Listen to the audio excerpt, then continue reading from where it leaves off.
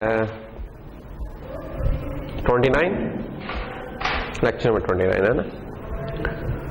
ठीक है, तो अभी तक हमने जो इंटेल प्रोसेसर का देखा है वो जितनी भी डिस्कशन थी, आर्किटेक्चर पढ़ा था, बाकी चीजें थी, वो सब के सब उनमें एक चीज थी कॉमन कि वो थे इंटीजर डेटा टाइप के लिए कह लें, इंटीजर इंस्ट्रक्शन सेट था वो, यानी जो भी इंस्ट्रक्शन थी उनमें अंडरलाइंग एजम्पशन थी, हमने उसे हाईलाइट किया या नहीं किया, लेकिन हमारा अंडरलाइंग एजम्पशन उसमें यही थी कि जिस डेटा के ऊपर वो ऑपरेट कर रहे हैं वो इंटीजर्स हैं या करैक्टर्स हैं। करैक्टर को भी हम एक स्पेशल केस ऑफ इंटीजर ही कह लेते थे जब हम उसकी आस्की एनकोडिंग को इन्वॉल्व करते हैं, तो that is also a number, binary number. ठीक है, तो अभी तक जो हमारी थी डिस्कशंस रही हैं इंस्ट्रक्शन सेट की, जिसमें मेमोरी से लोडिंग थी करनी या अरिथमेटिक ऑपरेशंस परफॉर्म करने थे, शिफ्टिंग थी, जो भी चीज थी वो सब की सब इंटीजर्स के ऊपर थी। लेकिन हमें पता कि हमारे नंबर सेट का एक और इंपॉर्टेंट पार्ट भी है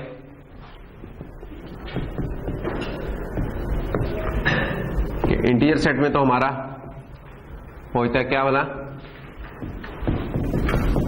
+-2 एंड सो ऑन, ऐसा ही है मैथमेटिकली स्पीकिंग। यही इंटीजर जो सेट है जब हम कंप्यूटर्स की दुनिया में आते हैं, उसकी डिजिटल रिप्रेजेंटेशन में आते हैं, तो इनफाइनाइट नहीं रहता, फाइनाइट हो जाता है कि 8 बिट के केस में, अगर मैं 8 बिट इंटीजर्स के केस में देखूं तो ये चीज हमारी हो जाती है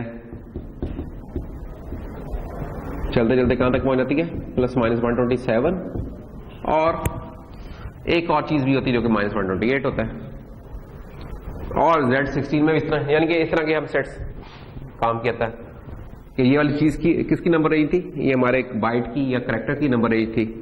इस तरह शॉर्ट की नंबर रेंज में जरा बढ़ जाएगा, इंट की नंबर, अगर इंट हमारा 32 है तो और बढ़ जाएगी, और अगर 64 है तो ये चीज और बढ़ जाएगी। लेकिन it's finite, it will overflow at certain moment, जिसके बाद ये फिर दोबारा एक मिनिमम वैल्यू से शुरू हो जाएगा। वो मिनिमम वैल्यू एक मोस्ट नेगेटिव नंबर होता है, जो कि मिनिमम नंबर होता है आपका साइंड नंबर्स के केसेस में, और 0 होता है आपका अनसाइंड के केसेस में। आज हमारी जो डिस्कशन है that is about set of real numbers. ठीक है, और सेट ऑफ रियल नंबर्स में कोई भी चीज जो आपकी 0 हो गया, इवन ये इंटीजर्स हैं इनको रिप्रेजेंट करना है, या 1.345 या 3.1415, एनीथिंग जो आ रही, क्यों? क्योंकि real number is a set, is a super set of your integer numbers, ऐसा ही है। तो आज हम जो इंटर प्रोसेसर में देख रहे हैं वो बेसिकली हम इसके आर्किटेक्चर का वो पार्ट देख रहे हैं जो कि रियल नंबर्स के साथ डील करता है स्पेसिफिकली। बुक में चैप्टर नंबर 12 होगा मोस्ट प्रोबेबली। तो हमने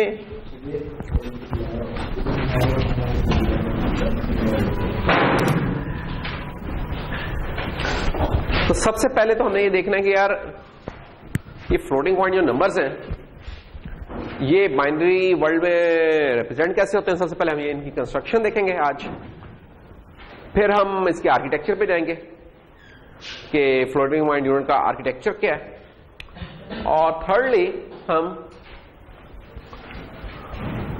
इसका फिर इंस्ट्रक्शन सेट देखेंगे और इसकी कुछ एग्जांपल्स देखेंगे कि उसको हम कैसे एम्प्लॉय करते हैं। तो ये 3 हमारे सब टॉपिक्स हैं।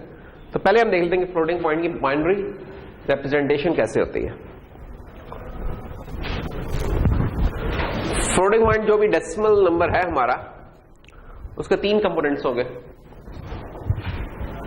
जो इंटीजर्स होते हैं उसके तो 2 होते थे, एक नंबर इटसेल्फ और दूसरा उसका साइन, वो हमें लगाना पड़ता था, फिर हमें पता चलता था कि नंबर पॉजिटिव है कि नेगेटिव है ना। 2 पार्ट्स होते थे। फ्लोटिंग पॉइंट में आके 3 पार्ट्स हो जाते हैं हमारे, एक साइन हो जाता है, एक उसका मेंटिसा हो जाता है, ये सिग्निफिकेंट भी बोलते हैं, और तीसरी चीज उसका पावर या एक्सपोनेंट जो होता है वो हम होते हैं। तो ये 3 चीजें होती हैं हमारी। तो अगर ये जो नंबर दिया 1.23 into 10⁵, इसमें जो नेगेटिव साइन इज नेगेटिव, जो मेंटिसा है वो ये वाला मेंटिसा हो जाएगा, और एक्सपोनेंट बेसिकली हो जाएगा 5। 10 को बताने की जरूरत नहीं, क्योंकि अंडरलाइंग असम्पशन यही है कि हम डेसिमल फ्लोटिंग पॉइंट नंबर्स की बात कर रहे हैं।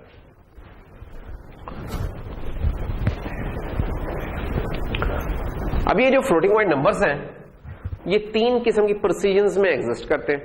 जैसे इंटीजर्स नंबर्स हमारे एग्जिस्ट करते थे ना, कि इंटीजर के लिए हमारे पास करैक्टर था, शॉर्ट था, लॉन्ग और लॉन्ग या इंट कह लें इसको, जो भी, या इसको इंट 64 भी बोल देते हैं। तो ये इंटीजर की दुनिया में ये थी हमारे पास।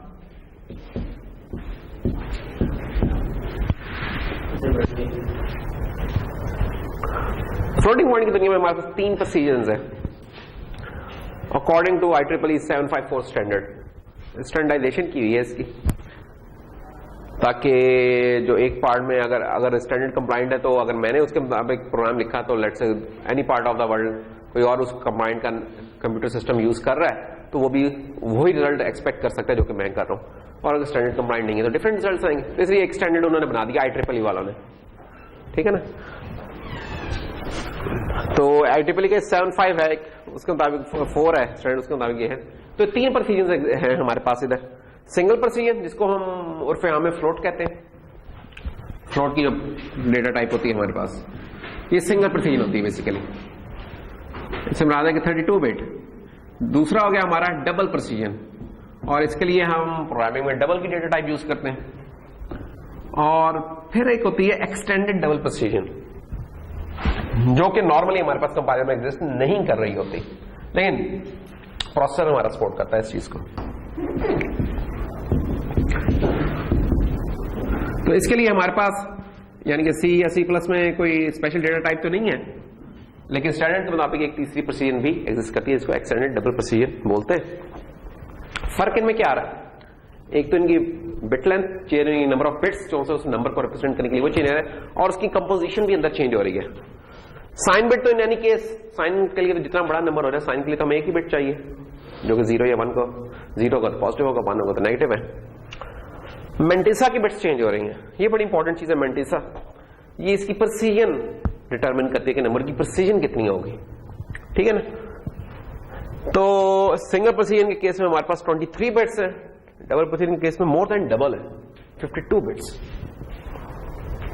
और एक्सटेंडेड के केस में थोड़ा सा फर्क पड़ा है, 63 का, ठीक है ना। तो देखेंगे जब 32 बिट्स बढ़ी हैं तो इधर कितनी बिट्स बढ़ गई हैं इस काम में, तकरीबन 29 हम कह सकते हैं कि 29 बिट्स यहां यूज हो गई हैं, बाकी की 3 बिट्स एक्सपोनेंट में चली गई थी। और जब हम 64 से 80 पे गए तो 11 बिट्स यहां यूज हो गई हैं और बाकी की 5 बिट्स इधर यूज हो गई। अब जब ये सारा काम किया तो इससे हमारे पास देखिए नंबर की रेंजेस कैसे वास्टली चेंज हो गई हैं। यहां नंबर ये भी खैर कोई कम नहीं था, 2⁻⁻126 एक बहुत बड़ा नंबर है कि जिसे मैं लिखने लगूंगा तो मेरे सामने बोर्ड, और डबल प्रोसीजर के केस में 2⁻−1022 है, या मिनिमम और मैक्सिमम इतना। और एक्सटेंडेड प्रोसीजर के केस में 16,000, यानी एक्सपोनेंट भी उसका कुछ थाउजेंड्स में चला गया। तो इतने होते जा रहे हैं। अरे मसला है कि रियल लाइफ में तो हमें ऐसा नहीं होता, लेकिन जब क्वांटम लेवल कुछ इस तरह की चीजों पे जाएं या कोई इंटरगैलेक्टिकल उसके डिस्टेंस पे जाएं तो ये वाली काफी कॉमन हो जाते हैं इस तरह की फिगर्स। फॉर एग्जाम्पल अगर हम मास ऑफ इलेक्ट्रॉन देखें तो वो क्या होता है हमारा, अगर मैं भूल नहीं रहा तो 9.11 × 10⁻31 शायद कुछ इस तरह था, है ना, किलोग्राम पर किलोग्राम। अब मैंने अगर लेट्स से कोई काम कर रहा हूं और उसमें मुझे इनका जो मैसेज हैं कुछ वो मल्टीप्लाई करने पड़ गए और 4 इलेक्ट्रॉन्स के अगर मल्टीप्लाई करने लगे हैं मुझे मैसेज, तो आप देख सकते हैं कुछ सिंगल प्रोसीजर वाली रेंज तो हमारी फारिग हो जाएगी, ठीक है ना। क्यों? क्योंकि ये है इंटू 10⁻⁻31 इंटू 10⁻⁻31 इंटू 10⁻⁻31।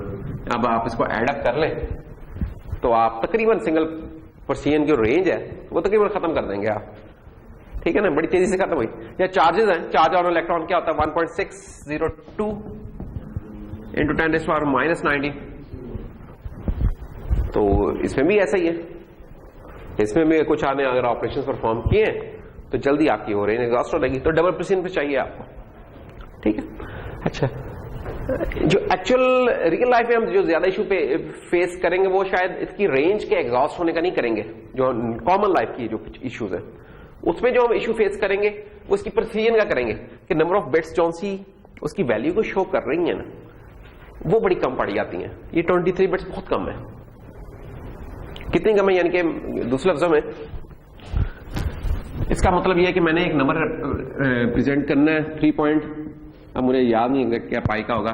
अगर मैं लिखने में अनुमान 6 7 2 7 5 4 3, अब पाई की वैल्यू तो मैं लिखता जाऊं तो लिखता चला जाऊंगा, लेकिन अगर मैंने इसकी डेटा टाइप फ्लोट कर दी है यानी कि सिंगल प्रेसिजन कर दी है, सिंगल प्रेसिजन लेट्स से मैं नाम लेता हूं, तो उसमें ये सारी पूरे के तमाम डिजिट्स नहीं उसके अंदर पड़े होंगे। क्यों? क्योंकि उसके पास ये डिजिट्स रखने के लिए ना सिर्फ 23 बिट्स पड़ी हुई हैं। तो इसका मतलब ये होगा ओवरऑल उसमें ना तकरीबन ये 6 तक डिजिट्स होंगे, इससे ज्यादा नहीं होंगे, मैक्सिमम 6 तक, 5 से 6 तक होंगे। कुछ केस में 5 होंगे, कुछ में 6 होंगे, इतने होंगे डिजिट्स। बाकी के ड्रॉप हो रहेंगे। आपने अपनी तरफ से डाल दिया कि यार मैंने तो फुल डाला है, मगर ऐसा नहीं होगा। तो अब आप, लेकिन अगर आपकी सिचुएशन डिमांड करी कि आपने एंटायर इस नंबर को रखना है, फिर आपको फिर सिंगल प्रोसीजन में नहीं फिर जा सकते आप। अब आपको डबल प्रोसीजन में जाने की जरूरत है, यानी कि डबल की डेटा टाइप यूज करें। तो डबल में चले जाए, अब आपका ये पूरे का पूरा नंबर आ जाएगा। लेकिन डबल की भी एक लिमिट आएगी। डबल में आप कितने तक जा सकते हैं? डबल में आप ना, अगर मैं भूल नहीं रहा तो तकरीबन 13 डिजिट्स तक रख सकते हैं, 13 से 14 डिजिट्स। इसमें अगर हम 5 to 6 डिजिट्स रख सकते हैं, डिजिट से मुराद मैं बाइनरी नहीं कह रहा, डिजिट से मुराद मेरा जो डेसिमल वाले डिजिट वो, ठीक है। तो इसमें अगर 5 to 6 डिजिट्स है तो इसमें हमारे कोई 13 से लेकर 14 डिजिट शायद हो सकते हैं, अराउंड इस रेंज में होते हैं। इससे ऊपर जा रहे हैं फिर हमें उससे अगले के ऊपर जाने की जरूरत है, एक्सटेंडेड प्रोसीजन पे, ठीक है ना। तो इस तरह होता है। नॉर्मली इन जनरल हमारा डबल प्रेसिजन से काम चल जाता है इन जनरल। सिंगल प्रेसिजन बात का कुछ केसेस में बहुत कम पड़ता है हमारे लिए, ठीक है ना। डबल प्रेसिजन में लेकिन हमारा काम चल जाता है। मसलन ये सेल फोन की जो रिसीव पावर आपका मोबाइल दिखा रहा है, तो इसकी जो रेंज होती है ना, बार्स होती हैं जो आप शो कर रहे होते हैं, ये होता है ना यार कितनी बार आ रही हैं, 4 बार आएंगे, वो वाह यार बड़ा सिग्नल आ रहा है ना, जैसे काल मिलाने लगे एकदम ड्रॉप हो गया। खैर, तो ये एक रेंज को शो कर रहा था कि ये शायद -60 dB से लेकर कोई -110 dB तक होता है। ये कोई इस तरह की रेंज होती है।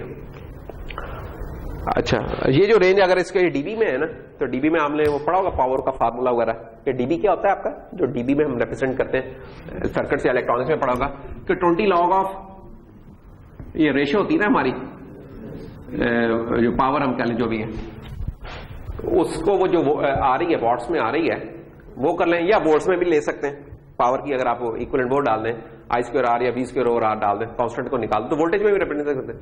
तो इन एक्चुअल तो ये होता है कि 10 log पावर, और पावर को अगर हम रिप्रेजेंट करते हैं P = V² ओवर R, तो ये हमारा क्या हो जाएगा 10 log V², ठीक है, और R तो कांस्टेंट, और ये 2 इधर आ जाएगा तो ये हो जाएगा 20 log V हमारा, है ना, कुछ ऐसी चीज हो जाएगी। तो हमें पता है कि यार अब ये जो चीज इधर आ रही है ना -60 dB आ रही है, तो बेसिकली इसका क्या मतलब है कि इधर की पावर 3 है ना नेगेटिव में, तो यानी कि जो भी नंबर था, जो वोल्टेज का जो भी रिसीव्ड सिग्नल था, वो शायद 1 × 10⁻³ था। तो जब हम उसको लॉग में लेके गए तो वो शायद हमारे पास बन गया -60 dB। क्यों कि -3 जब आके इस 20 से मल्टीप्लाई हुआ तो -60 हो गया। ऐसा ही है ना जो हमने किए। और 110 का क्या मतलब होगा, या 120 होता तो उसका क्या मतलब होता कि ये शायद होना था 10⁻⁻6 के ऊपर, है ना। तो इस तरीके से हमारी जो स्केल देख रहे हैं चेंज हो रहे होते हैं। इतनी कम पावर के साथ हम डील कर रहे होते हैं कि जो हमें रिसीव पावर होती है ना मोबाइल सिग्नल से, वो बड़ी कम होती है, माइक्रो वॉट्स में होगी, ठीक है ना। जो हम सेंड कर रहे होते हैं ये ½ वाट से लेकर 1 वाट तक हो सकती है, लेकिन जो रिसीव पावर होती है बहुत कम होती है, बहुत ही कम। जो इन द एयर हम पिक कर रहे हैं जिस सिग्नल को एंटीना से पिक करके हमारे मोबाइल में आ रहा है, वो बहुत ही एक वीक सिग्नल है, 1 माइक्रो वोल्ट का कुछ होगा, कुछ इस तरह का होगा, ठीक है। अच्छा, अब इसमें अगर हमने काम करना है, कोई यार हमें कहता है कि यार लेट्स से मैंने कोई थ्रेशोल्डिंग करनी है उधर, और वो थ्रेशोल्डिंग क्या थी कि यार ये जो एक बार दिखानी है ना, ये एक बार किस वक्त दिखानी है, जब मेरा सिग्नल ग्रेटर हो रहा है किससे भला, अगर ये मेरा सिग्नल ग्रेटर हो रहा है 1.4567 into 10⁻⁻�6, जब इससे बड़ा होगा ना तो एक बार दिखा देनी है, और जब मेरा सिग्नल into 10⁻⁻4 से बड़ा होगा तो 2 बार दिखा देना। सॉफ्टवेयर में तो इस तरह का जो गुई है, जिसने भी लिखी है गुई, उसने इस तरह के कोई चेक्स डाले हुए होंगे, उसे कोई एक और फंक्शन कोई होगा जो रिसीव सिग्नल स्ट्रेंथ कैलकुलेट करता होगा, इसको बोलते हैं RSSI, received signal strength indicator. Communication में एक टर्म यूज होती है RSSI, जो कि आपका ये बार्स दिखा रही होती है। तो एक मॉड्यूल होगा जो कैलकुलेट करा होगा और गुई जो सी उसके हिसाब से वो बार्स दिखा रही होगी, तो इस तरह के कुछ चेक्स लगे होंगे। ठीक है, अब बनाने वाले ने ये चेक लगा दिया, अगर आपने उसमें रखा हुआ है अपना नंबर जो सा आप कैलकुलेट कर रहे हो, जिसमें अगर आपने उसको फ्लोट में लेट से रखा हुआ है, ठीक है, उस फ्लोट में मसला ही होगा कि आप जो प्रिसीजन रिप्रेजेंट कर सकते हैं ना, वो कुछ यहां तक कर सकोगे। अच्छा, और ये जो आखिरी नंबर होगा ना, ये मोस्ट प्रॉब्लम इसमें राउंड कर दिया होगा, राउंड करके शायद इसको वो 7 कह दे या कुछ कह दे। अब ये देखें, अब आप इन एक्चुअल ये नंबर था, लेकिन नंबर में कैसे प्रेजेंट हो रहा है, इस तरीके से फर्क आ गया थोड़ा सा ना, एरर का हो गया। इंटीजर्स में कभी भी नहीं हुआ था मसला, इंटीजर्स में चीज गिर जाती थी, उड़ जाती थी या रहती थी, लेकिन इसके अंदर वो एक नंबर जो आप सोच रहे हैं ना कि इसकी वैल्यू सेम होगी, वो सेम नहीं रहती। ठीक, तो फिर यहां भी आपको डबल प्रोसीजर में जाने की जरूरत पड़ जाती है। या एक और एग्जांपल ले लें हम, कहने को तो एक बड़ी सादा सी चीज है कि हम कहेंगे यार एक फ्लोटिंग पॉइंट नंबर है float, f is equal to 1.0 divided by 3, sorry 1/3। f में क्या आएगा हमारे पास जी, बस 1/3 का क्या आंसर आएगा?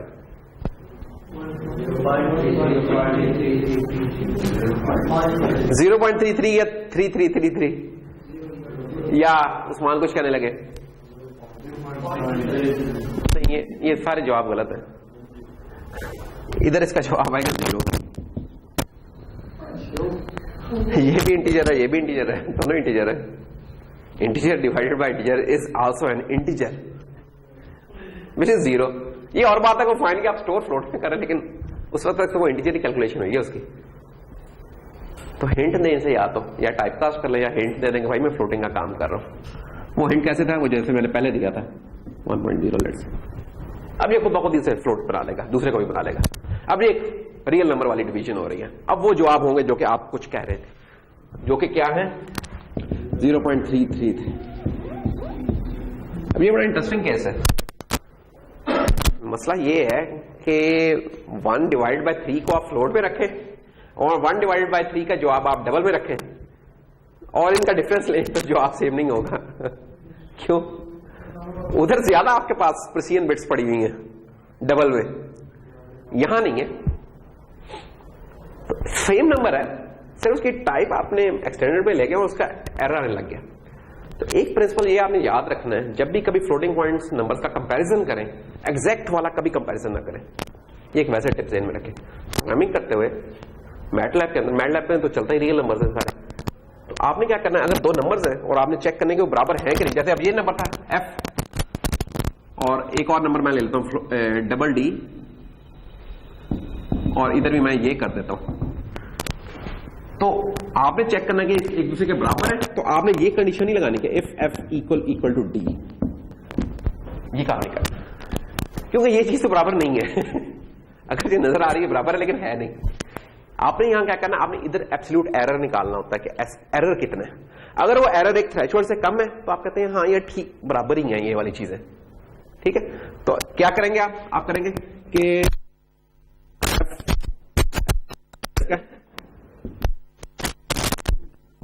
f माइनस डी कहेंगे यार ये जो डिफरेंस आया है उसका एब्सोल्यूटली, अगर ये डिफरेंस मेरा 1 × 10⁻⁻6 से कम है लेट्स से, तब ये बराबर है।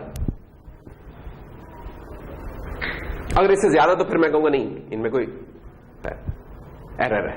तो हम ना इनका फिर डिफरेंस ऑफ एरर लेते होते हैं, एग्जैक्ट कभी नहीं करते। एग्जैक्टनेस का आप सिर्फ इंटीजर्स में करते हैं, इसमें नहीं करते। जैसे ही आप रियल नंबर्स में आते हैं ना, यहां कुछ और इश्यूज नंबर्स के आने लग जाएंगे, प्रिसीजन के एरर्स आएंगे और दूसरे आएंगे। इंटीजर्स में रेंज तो छोटी होती थी, लेकिन वहां जो नंबर एक दफा आपने प्रेजेंट कर दिया वो नंबर वो ही रहता है जब तक आप नहीं करते। यहां तो डेटा टाइप चेंज करने से, यानी कि आप सेम चीज रखी हुई है, वो रख भी रहा है, आपको तो यही फील आएगी। उधर तो ये होता था ना कि आपने एक बड़ा नंबर करैक्टर में रखा तो दूर से नजर आता था, नहीं रखा गया उसके अंदर, बाइट ही ड्रॉप हो गई। इसने ये हरकत नहीं की है कि ड्रॉप कर दिया, रख लिया है, लेकिन प्रोसीजर में जाके उसने मार खाई है। अब आप इमेजिन करें कि यार जंजुआ साहब के अपना वो जो है ना इनका पनामा अकाउंट्स, जिसमें इनके मिलियंस ऑफ डॉलर पड़े हुए हैं, तो उधर उन्होंने ये फिगर को लिख दी कि 3.3333 मिलियन या 10 मिलियन डॉलर्स थे वहां, और इनके 3 हिस्से किए इन्होंने। अब इमेजिन करेंगे प्रिसीजन एरर उधर आ गया और इधर आ गया, तो कितना फर्क पड़ सकता है? कोई tens of thousand of dollar में तो फर्क पड़ सकता है, ठीक है ना। नॉर्मली फाइनेंशियल ट्रांजैक्शन जो होती है ना, वो हम फ्लोट वगैरह में नहीं कर रहे होते, वो इंटीजर्स के ही डेटा टाइप्स में रख रहे होते, वो बड़ी कर लेते होते हैं, उधर ये एरर्स नहीं आते हैं, इधर आते हैं। लेकिन साइंटिफिक कैलकुलेशन वगैरह में, बाकी चीजों में हम रियल नंबर्स को ही इस्तेमाल कर रहे हैं। रेंज हमारी बढ़ जाती है और प्रोसीजर हम बढ़ा सकते हैं अगर हम डबल प्रोसीजर पे चले जाए, एक्सटेंडेड पे चले जाए, ठीक है। तो ये जैसे एक साइड डिस्कशन थी। अब हम जरा एक्सप्लोर करते हैं कि यार सिंगल पॉइंट प्रोसीजन की क्या है, पोस्टमार्टम करते हैं। 32 बिट का है, जो ये हम चीजें अंडरस्टैंड करेंगे ये सेम अप्लाई हो रहेंगी, थोड़ी सी फर्क के साथ 64 बिट पे और 80 बिट्स पे। एक साइन बिट 8 बिट एक्सपोनेंट के लिए, 23 फ्रैक्शन या मैंटिसा के लिए। कैसे कन्वर्जन करते हैं, कैसे प्रेजेंट करते हैं? आप अगर एक फ्लोटिंग पॉइंट नंबर को मेमोरी में जाके देखें ना, आप उसको पहचान भी नहीं पाएंगे कि वो नंबर फ्लोटिंग पॉइंट नंबर है। फॉर एग्जाम्पल अगर आप ये जो नंबर है 13.625 जो आपने लिखा है, अगर आप इसको मेमोरी में जाके देखें ना, वहां ये अजीबोगरीब सा एक नंबर लिखा नजर आ रहा है, आप कहेंगे कहां से आ गया नंबर, ठीक।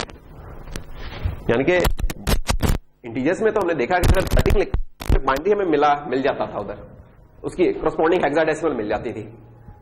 यहां कोई हालात नहीं है ऐसे, यहां एक पूरा प्रोटोकॉल चलता है कह ले, जो कि जिसके मुताबिक वो प्रेजेंट होती है चीज। तो अब हम इस पार्ट ऑफ द लेक्चर में अब हम देखेंगे कि कैसे हम एक रियल नंबर को IEEE एनकोडिंग में रिप्रेजेंट करते हैं।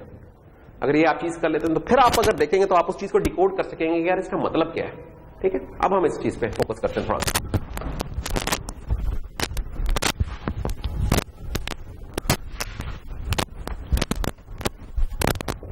मसलन कोई एग्जाम्पल ले लें हम, सादा तो कोई भी नहीं है, चलो पहले वाली ले लेते हैं। -1.75 डेसिमल रियल नंबर है, फ्लोटिंग पॉइंट नंबर है, तो माइनस क्या है 1.75। सबसे पहले क्या है, ये एक डेसिमल में नंबर है। हमारी तो जो भी चीजें बाइनरी के हिसाब से होती हैं, तो पहले तो इसे बाइनरी में कन्वर्ट करें। तो बाइनरी पे कैसे कन्वर्ट करते होते हैं जनाब? 1 बाइनरी में कैसे करते हैं? 2 से डिवाइड करते हैं। अगर नंबर वो 1 से बड़ा है फिर 2 से डिवाइड करते हैं। अगर छोटा है तो उसके केस में क्या करते हैं? मल्टीप्लाई करते थे 2 से ही, है ना, और करते रहते थे जब तक कि वो 1 से बड़ा नहीं। नंबर को 2 में तोड़ लेना, उसका इंटीजर पार्ट अलग कर लें, उसका मैंटिसा या फ्रैक्शन पार्ट अलग कर लें। इंटीजर पार्ट में क्या पड़ा हुआ है इसका, और एक साइन है बाई द वे। तो सबसे पहले तो ये साइन को तो हम निकाले ना, नेगेटिव है, ये लेनी साइन बिट हो गई हमारी 1। चलो भाई ये तो फारिग हुआ का। अच्छा, उसके बाद ये चीज रह गई। अब इसमें ये मेरा इंटीजर पोर्शन है और ये मेरा फ्रैक्शन है।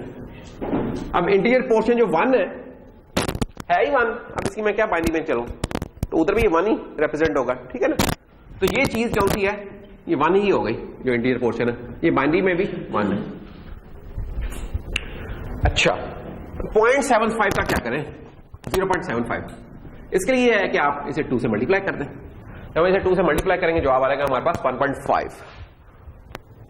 1 से बड़ा हो गया तो इस 1 को अलग कर लें, 1 को अलग कर लिया, बाकी क्या बच गया हमारे पास 0.5।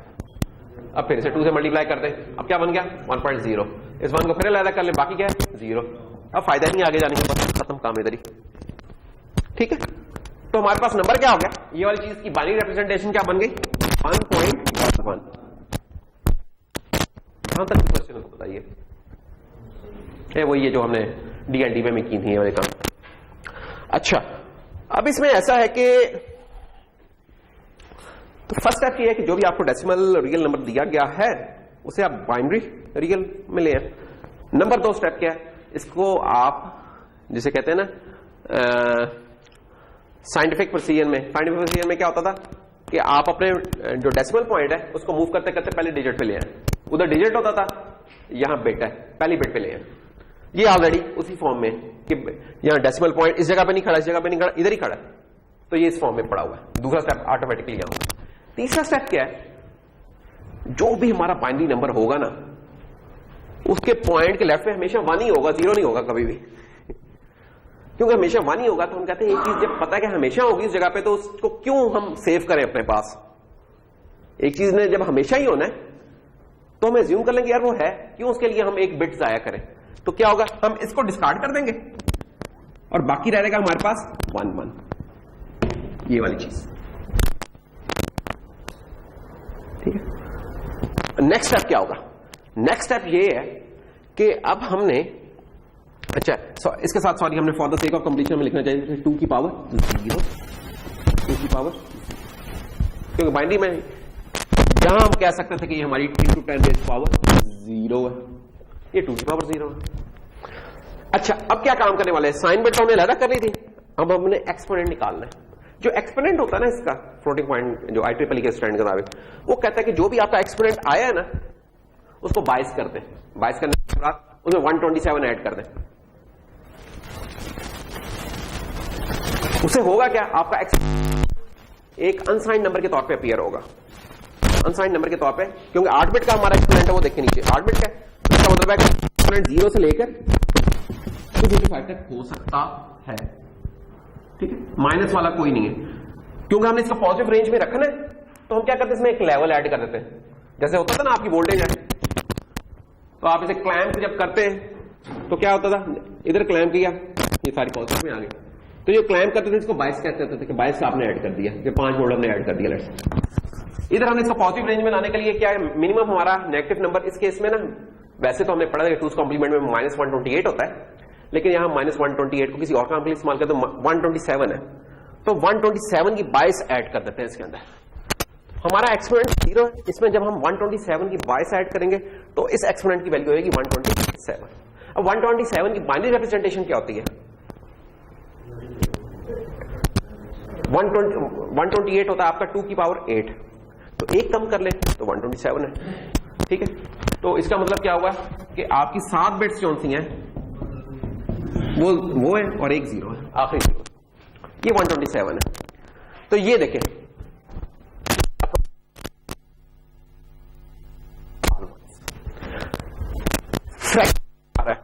फ्रैक्शन मेंटिसा में क्या आ रहा है, जो आपने चीजें जैसे निकाली थी 1 1, ये देखें 1 1 आ गया।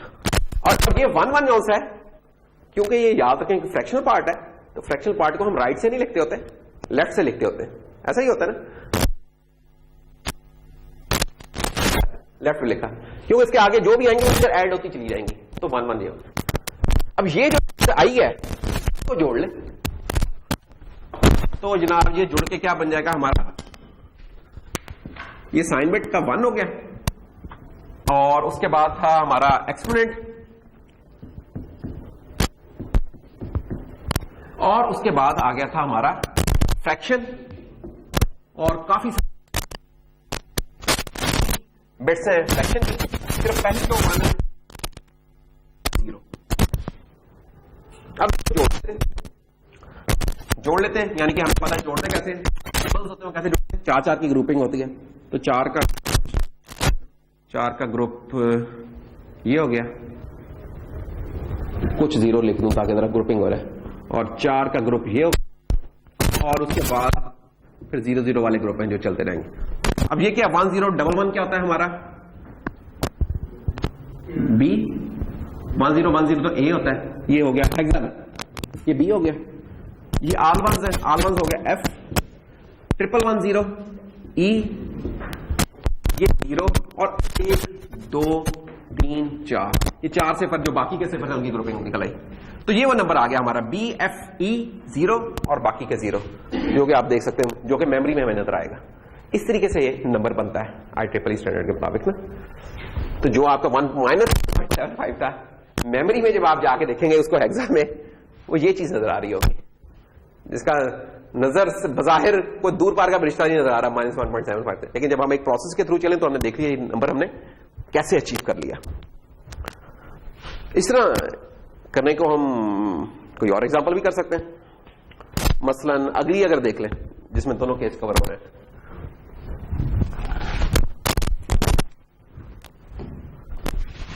तो इस केस में क्या होगा, इसमें पॉजिटिव नंबर है, तो एक काम तो हम छोटा ही कर सकते हैं यार, साइन को 0 कर दो।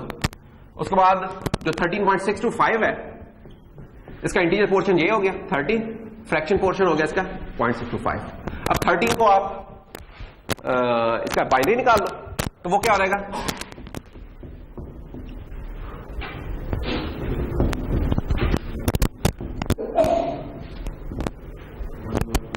क्या बन गया 1101।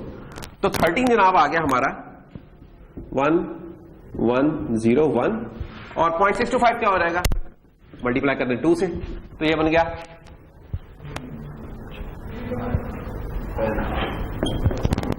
ये पहला 1 निकल गया, फिर क्या आ गया 0.250 इंटू 2, मल्टीप्लाई किया, जवाब आ गया हमारे पास 0, फिर इंटू 2, जवाब आ गया 1, 0. ये 0 ही चल रहा है, तो बस खैर। तो इसको अगर हम कंबाइन करके लिख लें इस वाली चीज को, तो ये हो जाएगा 1101.101 और इसको प्रॉपर साइंटिफिक नोटेशन में हिसाब से रख लें कि डेसिमल पॉइंट को फर्स्ट जो बिट उधर तक लें, तो ये हो जाएगा 1.101101 इंटू 2⁻³ ऐसे ही हो जाएगा ना। आपने लिखा है कि 1023.1, तो आप इसे लिख सकते हैं 1.0231 इंटू 10⁻³ इस तरह लिखते होते हैं। यहां वहां 2 की पावर है, ये डेसिमल था वो 2। अब वो आ गए जनाब, अब क्या चीजें मिल गई हैं इधर से, हमें मेंटिसा भी मिल गया हमें और एक्सपोनेंट भी मिल गया। एक्सपोनेंट को पहले कर लेते हैं, एक्सपोनेंट है 3, 127 इसमें ऐड कर लें, बन गया 130। 130 का देख लें बाइनरी क्या बनता है, ठीक है। 127 की बाइस हमने ऐड करनी थी ना एक्सपोनेंट में, तो ये एक्सपोनेंट है। तो एक्सपोनेंट इज 3, जब हमें इसमें 22 ऐड की 127 की, इट विल बिकम 130। अब 130 का बाइनरी क्या होता है, हमें पता क्या 128 का बाइनरी होता है हमारे पास 1000, तो 129 के लिए एक 1 आ जाएगा और 10 हो जाएगा, तो 130 हो जाएगा हमारा बेसिकली 10। ऐसा ही है कि नहीं, 128 ये था, ठीक है, यही है। तो ये हो गया और बाकी रह गई हमारी मेंटिसा। मेंटिसा का आपको अभी बताया था थोड़ी देर पहले कि मेंटिसा में आपने जो पहला 1 है इसको ड्रॉप कर देना खुद से, because it will always be there, इसको ड्रॉप कर दें, तो बाकी मेंटिसा में रखने वाला क्या रह गया 101, 101। तो ये देखिए 101, 101 फ्रैक्शन में ये आ गया। एक्सपोनेंट में आपका क्या आ गया, यही जो अभी हमने एक्सपोनेंट बनाया था, 22 एक्सपोनेंट 10 करके और साइन 0। इस चीज को अब नंबर को जोड़ के आप इसका हेक्साडेसिमल फॉर्म लिख लें, ठीक है। कुछ भी नहीं होगा, जो भी कैलकुलेट हुआ है,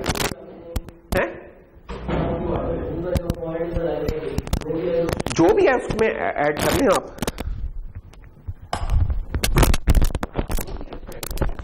माइनस है तो क्या है,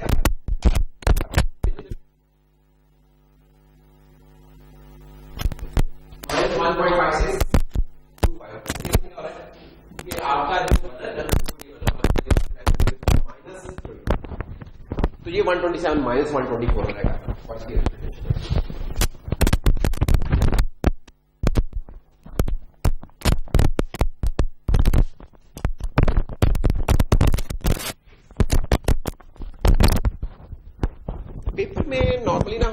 तरीके से दे देते हैं सवाल, कोई नंबर लिख दें आपको, कोई भी नंबर जो सोचें में लिख देंगे कि यार इसकी कन्वर्जन कर दें, या उल्टा भी दे देते होते हैं कि आपको हम वो दे दें आखिरी जो चीज है और कहीं जरा ऐसे निकाल दो। तो एक उल्टी रिवर्स वाली एग्जांपल भी कर लेते हैं ताकि आपको वो भी आइडिया हो, वो कैसे करते हैं।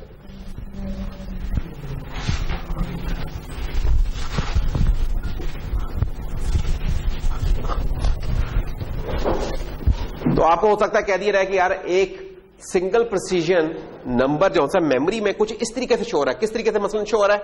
मसलन वो शो हो रहा है मेमोरी में 0xBE2 और बाकी के जीरोस हैं। तो आपसे पूछा जाएगा यार ये डेसिमल, ये फ्लोटिंग पॉइंट नंबर है कौन सा? तो कोई मसला नहीं, आप कहें यार हुक्म करें सिंगल प्रिसीजन है, आ जाए जी। वो नीचे दायचा दिया हुआ है इसका, तो दायचे में फिल करते हैं, इसको खोल लेते हैं पहले। तो इसको बी क्या होता है हमारा? 1011, ये बी हो गया। ई क्या होता है हमारा? 1110। 2 क्या होता है हमारा? 0010। और बाकी तो तमाम सिफर है, तो शुरू हो रहे लग रहा हम लेके सिफर और 4 और इस तरह के सिफर, ये लिख लें। तो सबसे पहले तो हमने जो हेक्साडेसिमल में दिया तो उसको जरा बाइनरी में एक्सपेंड कर लिया। अब इसकी ग्रुपिंग करनी है, जो नीचे हमने वो दिया हुआ है ना, इसके मुताबिक ग्रुपिंग कर ले ताकि हम तोड़ सके नंबर्स को। तो ग्रुपिंग कहती है कि यार ये साइन है मेरा, लेकिन साइन तो लैदा हो गया, माइनस है, साइन इज नेगेटिव, ये तो हमने डिसाइड कर लिया। कम से कम आधा नंबर तो कोई मिले ना इधर, ये तो नहीं छोड़ना, ठीक है। बाकी 8 बिट्स जनाब यहां से शुरू होकर जा रही हैं यहां तक, ये 8 बिट्स मेंटिसा हमें एक्सपोनेंट इससे मिल गया, ठीक है। तो एक्सपोनेंट क्या हुआ हमारे पास? 0 1 1, तो एक्सपोनेंट है बाइज्ड एक्सपोनेंट, इसे हम कहेंगे बाइज्ड एक्सपोनेंट आ गया हमारे पास 0 1 1 1 और 1 1 0 0, ये आ गया। और ये चीज है हेक्सा में बन जाती है 7 और ये चीज बनती है C। और डेसिमल में क्या बनती है बता सकते हैं कुछ जल्दी से? हाँ चलो उल्टे तरीके से भी देख लेते हैं। इसका तरीका क्या होता है, कोई रेफरेंस पता हो। फॉर एग्जाम्पल जो 80 होता है हेक्सा का, जो कि डेसिमल में होता है 128, बाइनरी में वो क्या होता है 1000। अरे कैलकुलेटर नहीं है, बगैर कैलकुलेटर के ये सवाल हो जाएंगे। एक कम कर दूंगा तो क्या हो जाएगा इसमें से? अगर एक हम कम कर ले, -1 कर ले, तो क्या हो जाएगा? 127 विच विल बी 0। 126 क्या हो जाएगा? 125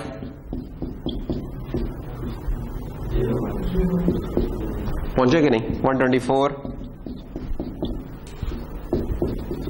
पहुंच गए, मिल गया। तो 124 है बेसिकली, ये जो 7C है हमारा, तो दिस इज 124। तो बाइज एक्सपोनेंट हमें क्या मिला? 124।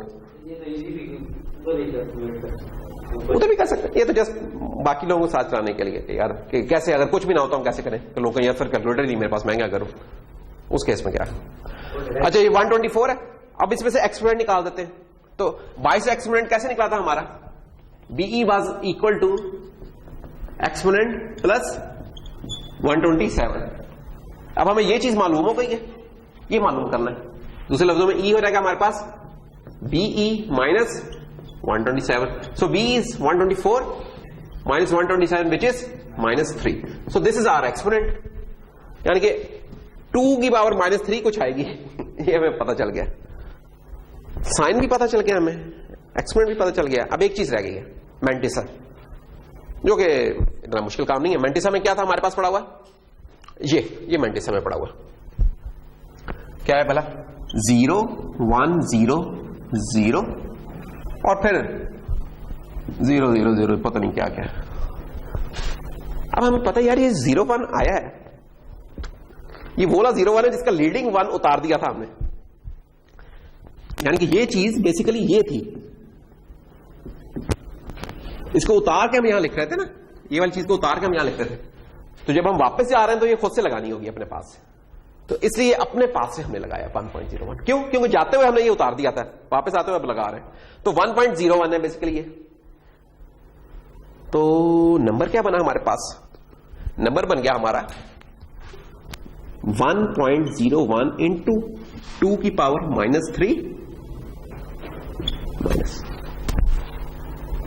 और आगे चलते हैं, ये हो जाएगा -3 है। अगर ये मैं इस पावर को निकाल दूं वैसे ही तो क्या हो जाएगा 0 1 1, 1 कम हो गया, 2 कम हो गया, 3 कम हो गया, ये नंबर बन गया ना। ऐसे ही होगा कि नहीं? 0.00101 ये बाइनरी में है, लेकिन अल्टीमेट गोल तो था हमारा डेसिमल पे जाने का। तो बनाए डेसिमल नंबर। कैसे बनेगा डेसिमल नंबर इसका?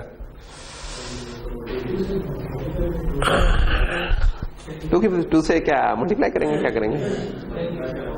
देखिए ये जो चीज है ना, इट इज 2 की पावर -1, दिस थिंग इज 2 की पावर -2, 2 की पावर -3, 2 की पावर -4, 2 की पावर -5। जो नॉन जीरो वो मल्टीप्लाई हो रहेंगे दूसरे लफ्जों में, और उनको ऐड कर लेंगे। ये क्या साइंस है भाई साहब?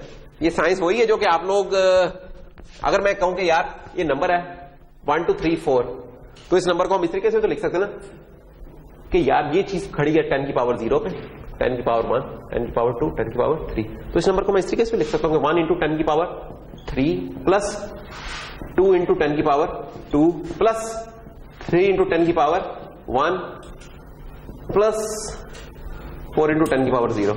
अब इन सबको ऐड कर लो तो मेरे पास यही चीज आ जाएगी ना वापस।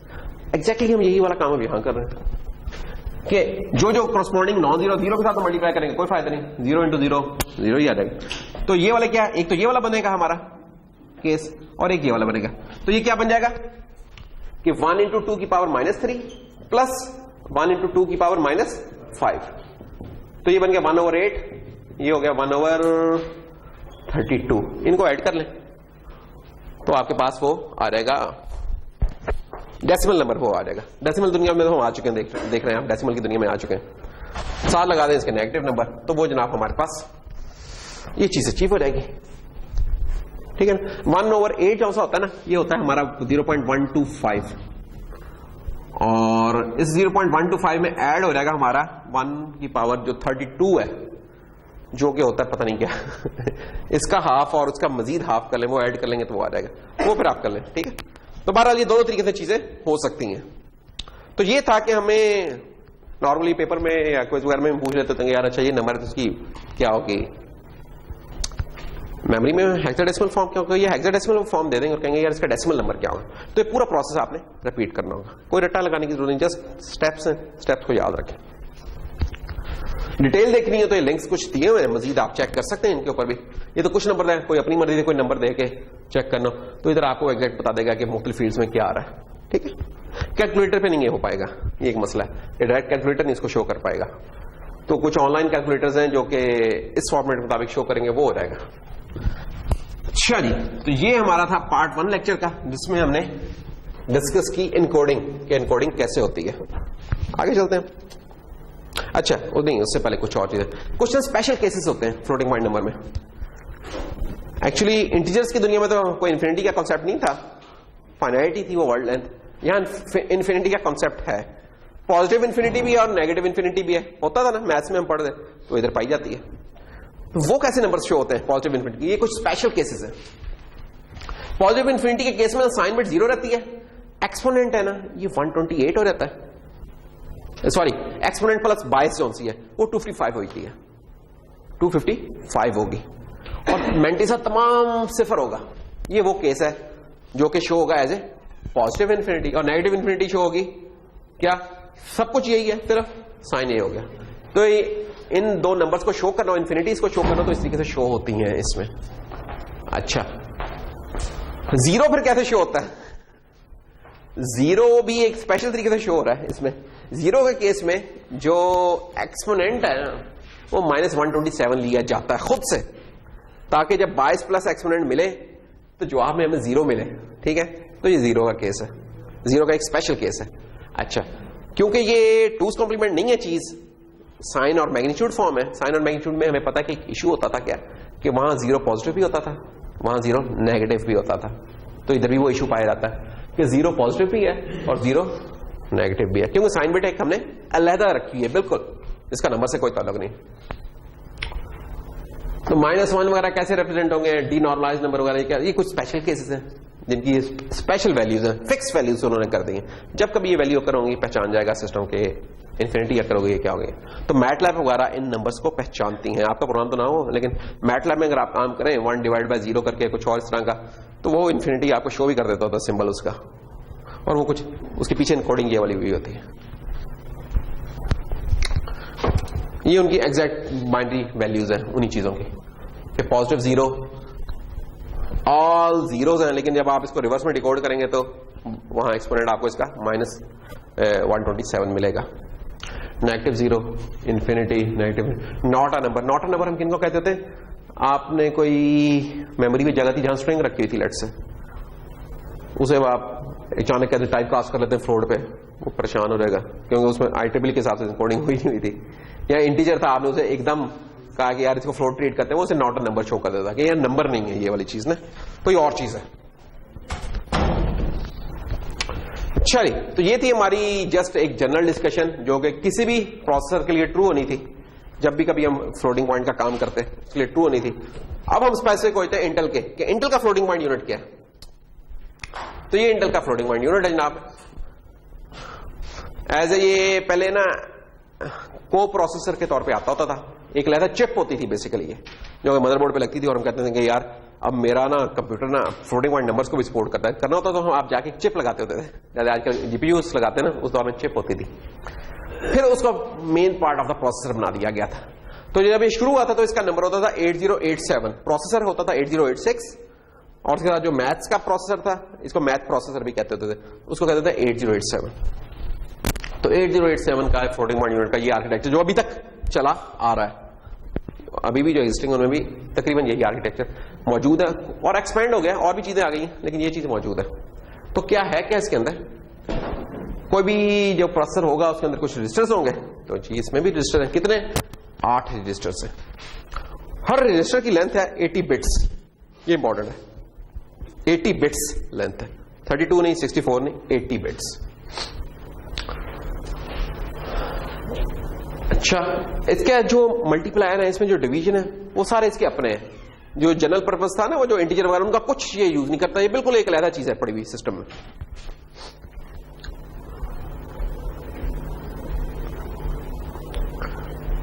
इसमें एक और जो चीज होती है वो ये होता है कि इसमें इमीडिएट ऑपरेंड का कोई कॉन्सेप्ट नहीं होता। जो भी ऑपरेंड होते हैं या मेमोरी के होते हैं या रजिस्टर बेस्ड होते हैं, इमीडिएट का कोई कॉन्सेप्ट नहीं होता। और एक और चीज है कि ये फ्लोटिंग पॉइंट यूनिट को ना एज ए स्टैक के तौर पर ट्रीट करते हैं। जो भी रजिस्टर्स हैं, रजिस्टर्स को ना ये स्टैक कहते हैं कि रजिस्टर स्टैक है बना हुआ है। जैसे स्टैक को हम डील करते हैं ना कि top of the stack, bottom of the stack, इस तरह की डीलिंग है। इसको हम थोड़ा आगे भी जाके एक्सप्लोर करते हैं क्या है। और जनाब ये इसका कंट्रोल यूनिट है और ये इसका न्यूमेरिक एग्जीक्यूशन यूनिट है। इसमें आप देख सकते हैं कि ये वाला पार्ट जो जिसमें फ्रैक्शन होती है उसकी बस अलग है, एक्सपोनेंट वाला उसकी बस अलग है, ठीक है। ये अलग-अलग जा रहे हैं आपके शिफ्टर्स को, अरिथमेटिक यूनिट्स को, जो भी टेम्परेरी उनको अलग-अलग जा रहे हैं।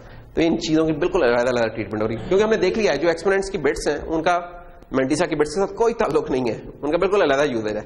बिल्कुल वैसे ही जैसे जब मैं यहां ऑपरेशन परफॉर्म करता हूँ 1.235 इंटू 10⁻², अगर मैंने इसे ऐड करना हो किसके साथ 2.47 इंटू 10⁻10, तो मुझे पता है कि ये वाली चीज सिंपल इनका नॉर्मलाइज करने के तो काम आएगी, बाकी इनका और कोई यूज नहीं है, बाकी यही चीजें ऐड हो रही हैं, तो इनका आपस में और कोई ताल्लुक नहीं। ये जरा डिटेल में अगर हम जूम इन करें उसी चीज पे रजिस्टर फाइल के ऊपर, तो ये वो रजिस्टर फाइल है, R0 से लेकर R7 तक है, साइन की बिट, एक्सपोनेंट्स और ये। तो ये जो इन्होंने रजिस्टर फाइल बनाई हुई है बेसिकली जो एक्सटेंडेड प्रिसिजन था ना उसके हिसाब से बनाई हुई है ये रजिस्टर फाइल। एक तो ये रजिस्टर है, प्लस इसका अपना स्टेटस रजिस्टर है, जो इंटीजर्स वाला का था स्टेटस रजिस्टर वो यूज नहीं करता, वो फ्लैग्स यूज नहीं करता, इसके अपने फ्लैग्स होते हैं। फिर इसका एक कंट्रोल रजिस्टर होता है जो कि बताता है कि नंबर्स कितनी प्रिसीजन पे हम काम कर रहे हैं, राउंडिंग वगैरह क्या होगी, एक वो रजिस्टर है। फिर एक टैग रजिस्टर जो कि बताता है कि इस वक्त मुख्तलिफ उसमें रजिस्टर्स में स्टेटस क्या है उनका, एम्प्टी है या कोई नंबर है, वैलिड नंबर है, क्या है, वो इसमें होता है। फिर कुछ पॉइंटर्स हैं, ये आप देख रहे हैं कि यार 48 बिट के पॉइंटर जो कि बता रहे हैं कि यार आखिरी इंस्ट्रक्शंस का पॉइंटर क्या था, और आखिरी जो डेटा था उसका पॉइंटर क्या था, दैट्स ऑल। तो ये हमारा फ्लोटिंग पॉइंट यूनिट का एक बेसिक सी ब्लॉक डायग्राम है। अगर कोई पेपर में कहे यार फ्लोटिंग पॉइंट यूनिट की ब्लॉक डायग्राम बना दो, तो ये वाली बना देना, रजिस्टर फाइल कह दो, ये वाली चीज बना देना। हाँ वो रजिस्टर फाइल थी ना, ये भी रजिस्टर फाइल ही है वैसे, ये वाली भी। चलो यार ये बना देता, ठीक। तो देखें इसमें है तो R0 R1 R2, लेकिन ये जो डील करता है ना इसको एज ए स्टैक डील करता है, ठीक है। स्टैक डील करने का क्या मतलब है, जो टॉप ऑफ द स्टैक है उसे हम क्या बोलते हैं, ST0, उससे अगले वाले को बोलेंगे ST1, फिर 2। अब फिजिकली तो ये वाला रजिस्टर इसके साथ पड़ा हुआ है, लेकिन जब स्टैक के तौर पर ट्रीटमेंट करेंगे इस चीज की, तो ये बेसिकली यूं जाएगा 4 5 6 7 यूं पड़ा होगा जब हम स्टैक के तौर पे इसकी ट्रीटमेंट करेंगे इस चीज की। तो फिर आप इसको स्टैक के तौर पे व्यू करते हैं, ये नहीं देखते यार साथ साथ पर स्टैक के तौर पे ऑपरेशंस परफॉर्म होते हैं। सबसे पहले ST0। ये कैसे निकलेगा, क्योंकि टॉप इसको पॉइंट कर रहा होगा। जब हम इसको निकालेंगे तो फिर वो ST1 पे चला जाएगा। जब निकालने वाला काम नहीं है, एक मिनट, ये रजिस्टर्स की वैल्यूज पड़ी हुई है इसमें, ठीक है ना। जब हम उसे इस्तेमाल करके पीछे चले जाएंगे, एक पॉप का एक कर लेंगे तो ये वाला हो जाएगा टॉप ऑफ द स्टैक, फिर ये हो जाएगा, फिर ये हो जाएगा, चलता रहेगा, एक ही साइकिल में चलते रहेंगे, वही वाले रोल्स चेंज होते रहेंगे। ये हम एग्जांपल्स करेंगे ना, फिर हमें ज्यादा अच्छा क्लियर हो जाएगा। ये स्पेशल पर्पस जो रजिस्टर्स है वो बता दिए थे हमने। अच्छा, बेसिकली अब हम देख रहे हैं कि जो जो हमने चीजें एक्सप्लोर करी थी इंटीजर पार्ट के लिए, वही वाले काम फ्लोटिंग के लिए कैसे हो रहे हैं। इंटीजर का हमने आर्किटेक्चर देखा था, फ्लोटिंग का हमने देख लिया, इंटीजर की रजिस्टर फाइल देखी थी, फ्लोटिंग की देख ली। फिर इंटीजर में देखा था प्रोसीजर्स में डेटा कैसे पास होता था, इसमें देख लेंगे इसमें कैसे डेटा पास होता है। इसमें आप अगेन थ्रू स्टैक भी पास कर सकते हैं और रजिस्टर्स के थ्रू भी पास कर सकते हैं। तो रजिस्टर्स में जो वैल्यू पड़ी थी अक्रॉस द कॉल्स अनचेंज रहती है, इंटीजर में भी ऐसा ही होता था।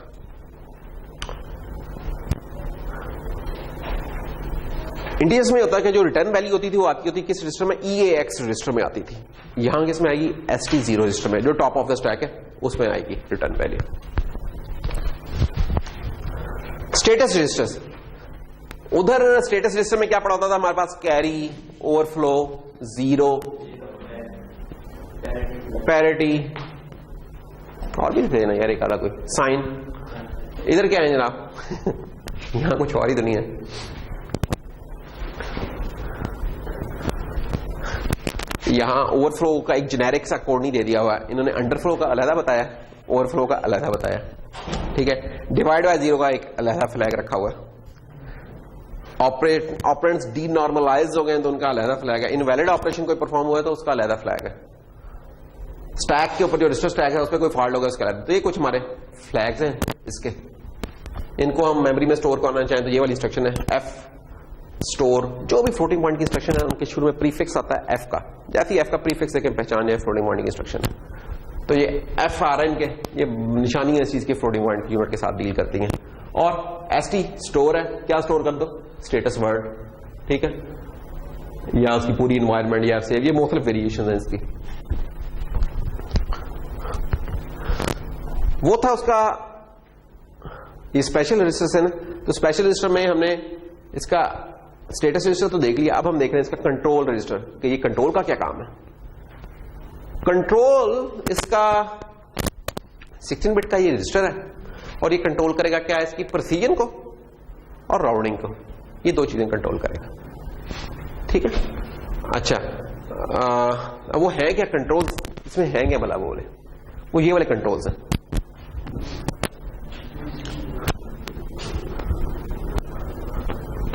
कंट्रोल वर्ड के ये वाले क्या, प्रिसीजन का कंट्रोल और राउंडिंग का कंट्रोल, नंबर 3 इन्फिनिटी का, ये 3 कंट्रोल्स।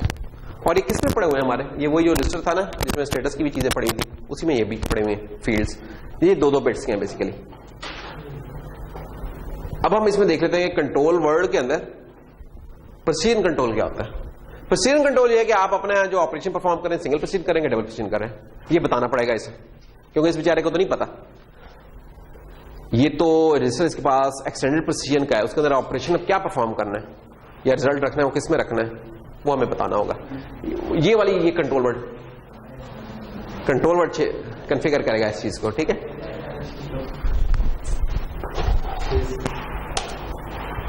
ये वो जनाब प्रिसीजन राउंडिंग की मोड्स। अब वो प्रिसीजन की मोड्स थी, ये है अब राउंडिंग की मोड। अब आपका नंबर जब आप होता क्या है, जब आप बड़े नंबर से छोटे में जाते हैं तो इंटीजर में क्या करते थे आप उनको इन जनरल ट्रंकेट कर देते थे, उड़ा देते थे, बिट्स ट्रक उड़ा दी। या अगर आपने राउंड करना है, जैसे होता है ना कि 0.5 से बड़ा नंबर तो ऊपर ले जाओ, पॉइंट नीचे इस तरह ले आओ, उधर तो सिर्फ ट्रंकेशन होती थी। दूसरे कोई काम करने होते तो खुद से करने पड़ते थे, प्रोसेसर नहीं अलाउ करता था। यहां प्रोसेसर हमें अलाउ करता है कि हम जो राउंडिंग है ना वो ट्रंकेशन वाली भी कर सकते हैं, राउंड अप भी कर सकते हैं, राउंड डाउन भी कर सकते हैं। ये मोड्स हम कॉन्फ़िगर कर सकते हैं प्रोसेसर की। तो ये वाली मोड्स हैं, round to nearest even, round towards zero, round towards infinity, ठीक है, राउंड टुवर्ड्स पॉजिटिव इंफिनिटी या नेगेटिव इंफिनिटी। ये इस तरीके से तो नहीं, लेकर हम इसकी एग्जांपल देखें तो हमें समझ आएगा कि इसका मतलब क्या है। तो फॉर एग्जांपल आपके पास एक नंबर है पड़ा हुआ, ठीक है, डबल में, डबल प्रोसीजर में, लेट्स से वो नंबर क्या था पड़ा हुआ 1.0111। इसको जब हम लेके आएंगे, लेट्स से लोअर प्रोसीजर में लेके आते हैं, अभी पूरा तो नहीं लेके, लेट्स से हम इसकी ये वाली बिट ड्रॉप करना चाहते हैं, तो इस बिट का ड्रॉप करने का असर क्या होगा, नंबर कैसे चेंज होगा, ये चीज हम कह रहे हैं किससे कंट्रोल होती है, उसकी राउंडिंग मोड से। तो अगर तो राउंडिंग हमने की हुई है राउंड टू नियरेस्ट इवन, तो इस केस में क्या होगा, ये चीज जब ड्रॉप होगी तो ड्रॉप होने से पहले पहले ये 1 ऐड कर जाएगी, इसमें लोएस्ट बिट के ऊपर 1 ऐड कर देगी। जब आप 1 ऐड करेंगे तो क्या होगा, 1 + 1 0, फिर ये भी 0, ये भी 0, ये 1.1 मिल जाएगा। तो देखें हमने सिर्फ एक बिट ड्रॉप किया, लेकिन नंबर का स्ट्रक्चर चेंज हो गया हुआ हमारे पास, इधर सिंपल स्ट्रिप नहीं हुआ नंबर। अगर माइनस इन्फिनिटी की तरफ करना चाहते थे कि यार नंबर हमारा जो लोएस्ट रिप्रेजेंट हो सकता है वो ही रहे, इस केस में ये सिंपल ये बिट हमारी ड्रॉप होगी। लेकिन अगर हम उसे पॉजिटिव इन्फिनिटी की तरफ राउंड करना चाहते हैं तो अगेन इसमें 1 ऐड हो जाएगा पॉजिटिव वाले केस में। अच्छा, ये तो थे पॉजिटिव नंबर्स वाले केस में। नेगेटिव वाले केस में क्या होता है, नेगेटिव केस वाले में जो इवन वाला केस है वो तो वही है जो कि ये वाला केस है। नेगेटिव वाले केस में माइनस इन्फिनिटी पे जब हम लेके जाना चाह रहे हैं तो उस केस में यहां आपकी लीस्ट सिग्निफिकेंट बिट में 1 ऐड हो जाएगा, पॉजिटिव वाले केस में नहीं होगा। यहां उल्टा था, यहां इसमें कुछ नहीं हुआ था, पॉजिटिव वाले केस में 1 ऐड हो गया था। और ट्रंकेशन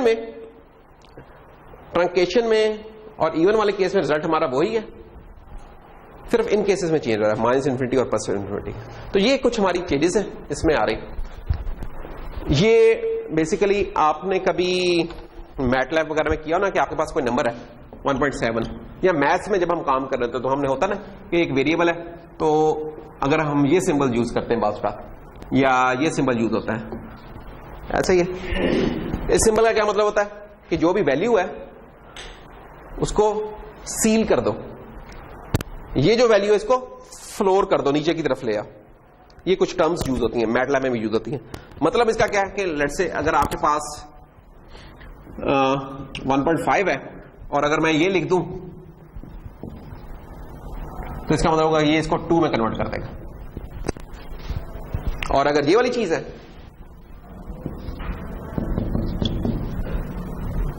तो ये इसको 1 कर देगा। इसका क्या काम है, इसको पॉजिटिव इन्फिनिटी की तरफ लेके जाना। इसका क्या काम है, नेगेटिव इन्फिनिटी की तरफ। अच्छा, अगर यही नेगेटिव नंबर होते तो क्या होना था, अगर ये -1.5 होता फिर क्या होना था, अब ये -1 होना था, ठीक है, अब चेंज हो गया। और इधर क्या होना था, इस केस में -2 होना था। क्यों, ये माइनस इन्फिनिटी की तरफ लेके जा रहा है। तो एग्जैक्टली यही वाला काम यहां हो रहा है। ये तो डेसिमल थे ना नंबर, इसलिए 0.5 कर रहा था, इसमें तो मैं 1 ऐड कर सकता हूं। तो जब पॉजिटिव नंबर था तो उस केस में ये देख रहे हैं ये बिल्कुल उसी तरीके से चेंज हुआ है कि कौन सी पॉजिटिव इन्फिनिटी के में यहां चेंज कुछ नहीं हुई थी, लेकिन यहां चेंज हो गई, और नेगेटिव इन्फिनिटी में यहां चेंज हुई थी और यहां कुछ नहीं। क्यों नहीं हुई, जस्ट लाइक जैसे डेसिमल के पैराडाइम में हम चीजों को देख रहे थे उसी तरह यहां भी है। तो ये जरूरत पड़ती होती है कुछ इक्वेशंस वगैरह जब सॉल्व कर रहे हैं, कुछ मैथमेटिकल ऑपरेटर, तो वहां हमें बताना पड़ता है कि यार फ्लोर ट्रीट करना है, वो करना है, तब आप फिर बता देते हैं, वैसे नहीं तो आप डिफॉल्ट जाने देते हैं। ठीक, स्टेट कैसे सेव होगी उसके प्रोसेसर की, तो ये एक जनरल एक इंस्ट्रक्शन दे दी है इन्होंने, बड़ी यूजफुल है। क्या बोला, FST एनवायरमेंट।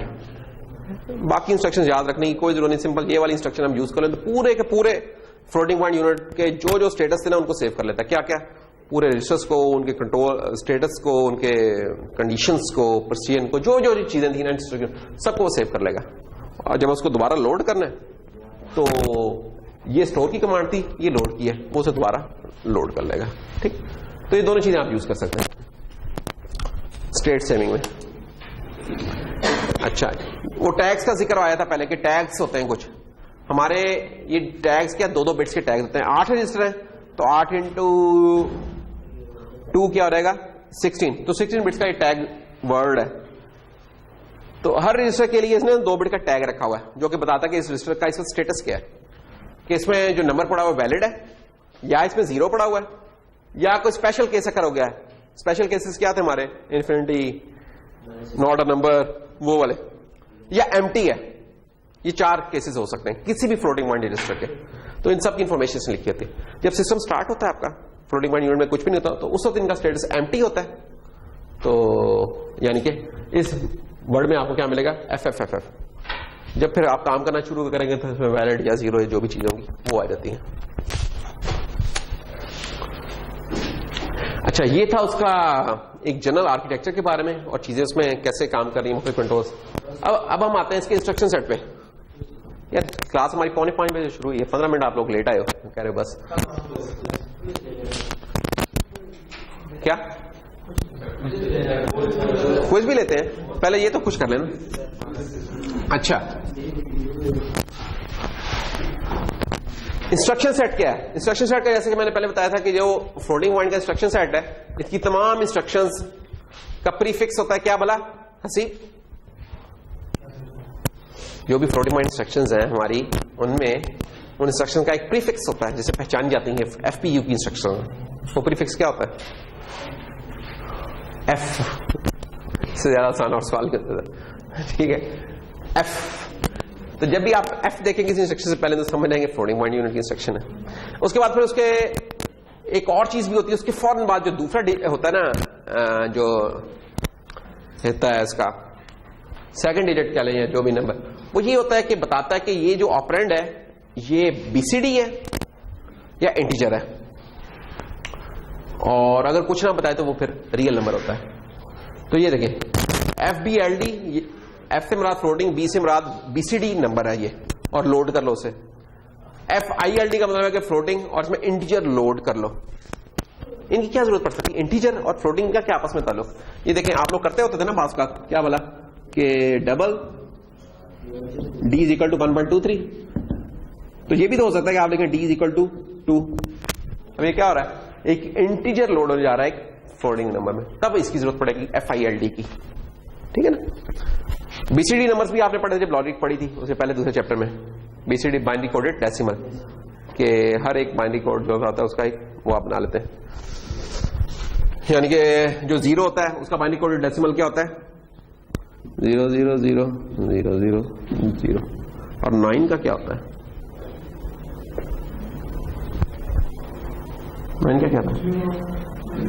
सॉरी, 00 ये था, 1 का 0001 था। बाइनरी कोडेड डेसिमल क्या होता था कि अगर मैंने अब 10 को रिप्रेजेंट करना है, 10 को अगर मैंने रिप्रेजेंट करना है तो क्या होगा, इसके लिए मैं पूरे 1 के लिए ये कर दूंगा और ये कर दूंगा, ऐसे ही था। जबकि ऐसे अगर मैंने बाइनरी में रिप्रेजेंट करना हो तो ये चीज क्या होगी आपकी 1010। तो ये बाइनरी कोडेड डेसिमल था हमारा। अगर याद हो हमें कि हर डिजिट का एक करस्पॉन्डिंग हम वो कोड लिख देते होते थे, वो बाइनरी कोड। तो जो कैलकुलेटर्स वगैरह होते हैं ना नॉर्मली आपके जो होते थे, आपका नहीं मुझे पता, वाले साइंटिफिक, उनमें BCD चल रहा होता था। अच्छा, ऑपरेंड्स फ्लोटिंग पॉइंट इंस्ट्रक्शन में ऑपरेंड्स कितने हो सकते हैं? जो इंटीजर इंस्ट्रक्शंस थी हमारे उसमें कितने ऑपरेंड होते थे? ऐसी इंस्ट्रक्शन में जिसमें कोई ऑपरेंड नहीं होता था, कुछ इंस्ट्रक्शन जिसमें 1 होता था, 2 होते थे और मैक्सिमम 3 तक होते थे। यहां क्या हालात है? 0 operand, 1 operand and 2 operand. 2 operand वाले केस में हम कहते हैं कि यार एक लाजमी तौर पर फ्लोटिंग पॉइंट यूनिट रजिस्टर होना चाहिए। और क्या फिर रिस्ट्रिक्शन है? इमीडिएट ऑपरेंड का कोई कॉन्सेप्ट नहीं है कि आप कहेंगे यार लोड इमीडिएट 23, ऐसा कोई कहानी नहीं है। वो चीज पहले आप मेमोरी में लेके रहें और फिर वहां से लोड करें, ये एक मुश्किल है। कुछ स्पेशल कॉन्स्टेंट्स इन्होंने दे दी हैं, जैसे 0 की जरूरत पड़ती है, 1 की पड़ जाएगी जरूरत, पाई की पड़ जाएगी, ये वो वैल्यूज हैं जो साइंटिफिक कंपटीशन में यूज होती हैं। ये कॉन्स्टेंट्स ऑलरेडी डिफाइंड है, आप इनको लोड कर लेते होते हैं। जनरल पर्पस रजिस्टर्स आपके यूज नहीं होते इंस्ट्रक्शन में बिल्कुल भी, सिर्फ एक इंस्ट्रक्शन एक्सेप्शन है जिसमें स्टोर करना है, बाकी ये यूज नहीं होते। Memory to memory operations as we know are not permitted. Integer operands हमेशा मेमोरी से आते हैं, इमीडिएट कांस्टेंट्स जो भी हैं और बाकी हैं वो सारे पहले मेमोरी में जाएंगे, उधर से फिर इधर आएंगे। ठीक,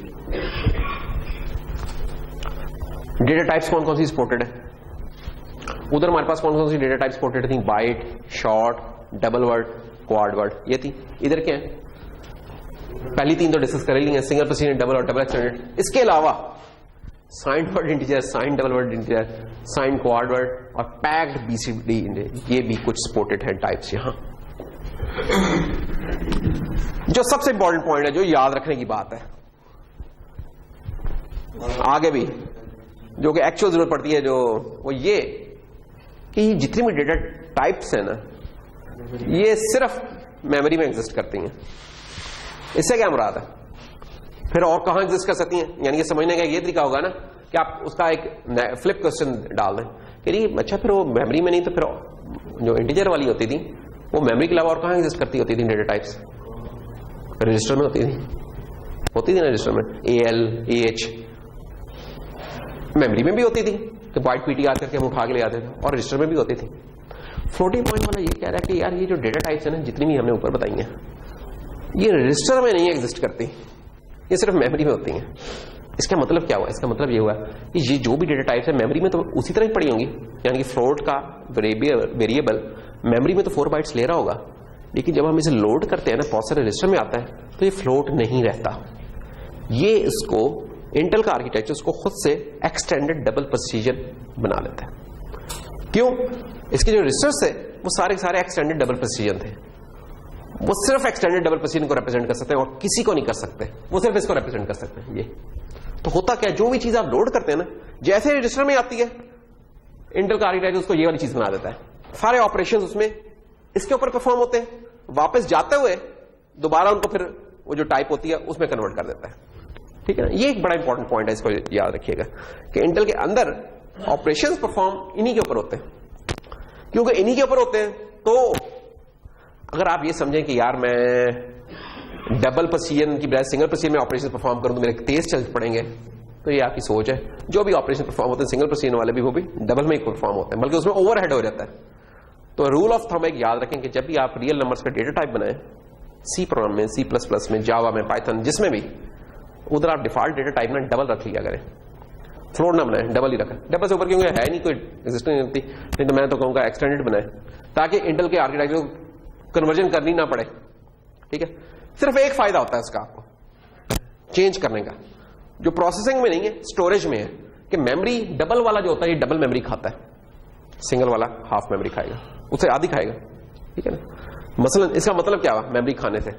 इसका मेमोरी खाने से ये मतलब है कि जो गाना आप, एक आपके पास ऑडियो सॉन्ग है, कौन सा जी ऑडियो सॉन्ग है जी आजकल चल रहा है? नजीर है मेरा भाई, नजीर कोई जी ऑडियो सॉन्ग है मसलन,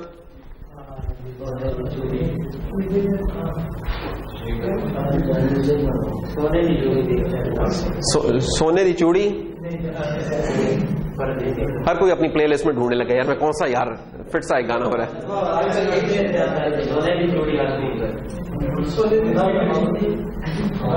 जी फारूकी भाई, सोने की ट्वीट, ट्वीटी, अच्छा जी चलो ट्वीटी है कोई सॉन्ग, लेट्स से tweety.mp3। अब होगा क्या, mp3 है, मैं mp3 नहीं बना रहा, इसकी mp3 में तो वैसे ही है, इसकी वेव फाइल है लेट्स से।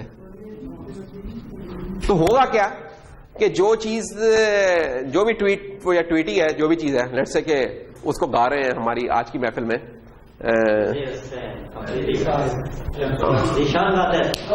अब्दुल रब गा रहे हैं उसको आज की महफिल में, लेट्स से, ठीक है, उस ट्वीटी को, ठीक है। तो ये जो गा रहे हैं तो होता क्या है, एक माइक के थ्रू गा रहे हैं, वो माइक लगा हुआ किसी रिकॉर्डिंग सिस्टम के साथ, या आपका मोबाइल फोन उसको रिकॉर्ड कर रहा है, तो मोबाइल फोन उसको कितने रेट पे रिकॉर्ड कर रहा होगा? मोस्ट प्रोबेबली अगर म्यूजिक है तो मोस्ट प्रोबेबली उस म्यूजिक को रिकॉर्ड करेगा 48 किलोहर्ट्ज के ऊपर, ये फ्रीक्वेंसी होगी 48 किलोहर्ट्ज। तो वो जो भी ट्वीटी है, जो भी चीज उसकी अगर वेव फॉर्म में ऑसिलोस्कोप के ऊपर देखूंगा तो किस तरह की होगी, वो शायद कुछ इस तरह की होगी। ये अब्दुल रब के साउंड के कुछ वो डायनामिक्स है बेसिकली, ठीक है। जो इसने चीख मारी एकदम वो आवाज ऊपर गई, फिर इसने जरा बम किया, फिर तो इसकी सैंपलिंग अगर हम कर रहे हैं, ये जो सैंपलिंग रेट है, सैंपलिंग रेट इसका क्या 48 किलोहर्ट्ज लेट्स से, और हर सैंपल की रेजोल्यूशन कितनी है वो हम बताना चाह रहे हैं कि उस सैंपल की रेजोल्यूशन, वो जो भी सैंपल की रेजोल्यूशन थी, अगर उसको अल्टीमेटली अगर हम सेव करते हैं फ्लोटिंग पॉइंट में तो मेमोरी कितनी खाएगा, और अगर डबल में करेंगे तो कितनी मेमोरी खाएगा। तो अगर हर सैंपल हमारा 4 बाइट्स में रिप्रेजेंट होता है तो ये मेमोरी 1 सेकंड के अंदर खाएगा। 48 इंटू 4 कितना हो जाएगा 196 किलो बाइट्स। और अगर इसको हम डबल में रखते हैं तो ये खाएगा कितना हो जाएगा 392 किलो बाइट। तो 1 सेकंड में देखें, 1 सेकंड का ये जो गाना था इसका अब्दुल रब भाई का, ये इतना 1 सेकंड में इतनी मेमोरी खा चुका है, ठीक है। और 10 सेकंड में होगा तो 3 मेगाबाइट्स पे पहुंच चुके हैं आप।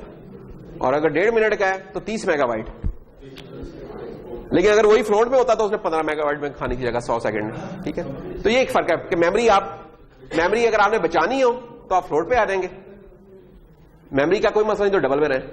और प्रोसेसिंग तो मैं कह रहा हूं कि आइडियली ये है कि आप डबल में ही चलाएं। अगर प्रोसेसिंग का आपको इश्यू पड़ा तो उसे डबल में चलाएं, मेमोरी का इश्यू नहीं है। तो ये डेटा टाइप से हमारी, ये उनका कह लें कि जरा साइचा बना दिया, जो कि हम पहले ही देख चुके हैं, इसलिए इसके ऊपर टाइम लगाने की जरूरत नहीं है।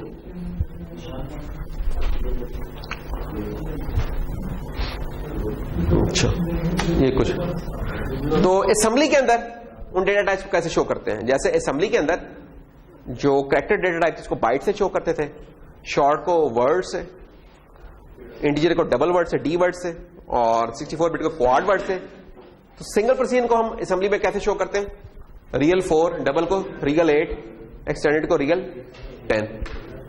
और 10 बाइट्स का भी इंटीजर होता है इसमें, उसे टी बाइट कहेंगे, क्वाड को क्यू वर्ड कहेंगे। तो ये हमारी डेटा टाइप्स है इधर। अच्छा, अब आ जाती है हमारी डेटा ट्रांसफर की इंस्ट्रक्शंस। इसको हम इंशाल्लाह मेरे ख्याल में नेक्स्ट टाइम के ऊपर छोड़ते हैं। आज हम यहीं रखते हैं क्योंकि हमारा क्विज भी है। क्या नेक्स्ट क्या?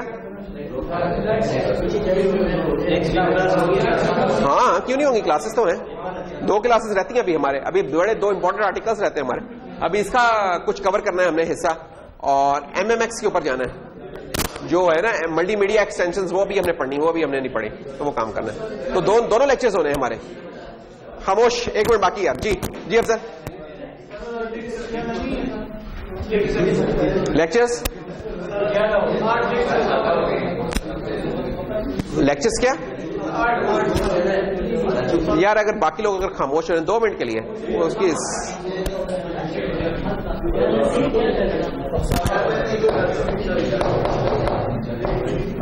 जी 1 मिनट। जी अफसर,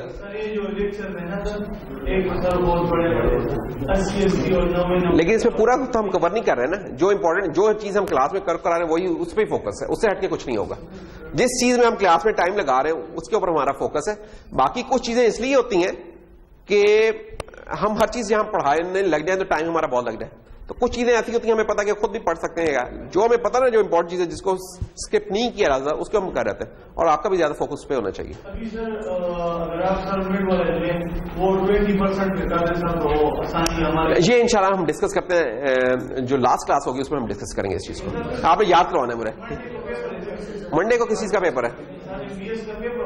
ये परसों वाले मंडे को। उससे तो हमने तैयारी तो आखिरी दिन नहीं करनी होती है ना, तो बस कोई मसला नहीं, बाकी की तैयारी करना वो मैं बता दूंगा। ठीक है जी।